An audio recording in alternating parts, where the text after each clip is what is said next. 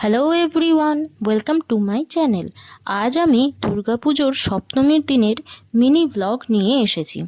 সপ্তমীর দিনের লাঞ্চটা আমরা বাইরে করেছিলাম।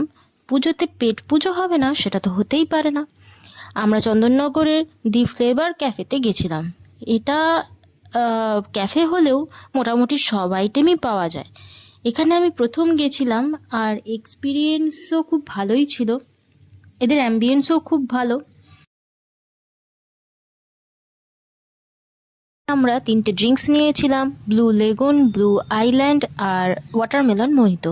দেন স্টার্টারে নেওয়া হয়েছিল ড্রাই চিলি ফিশ, যেটা খুবই ভালো ছিল।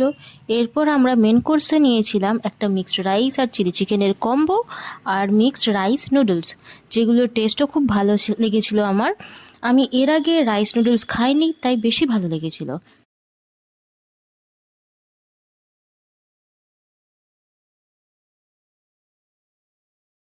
এরপর আমরা মুভি দেখতে গেছিলাম। মুভির নাম যত কাণ্ড কলকাতাতেই। এটার শো টাইম ছিল দুপুরবেলা 3টে নাগাদ। সত্যি বলতে মুভিটার স্টোরি লাইন খুব একটা জমাটি ছিল না। ফার্স্ট হাফ খুবই বোরিং লেগেছিল।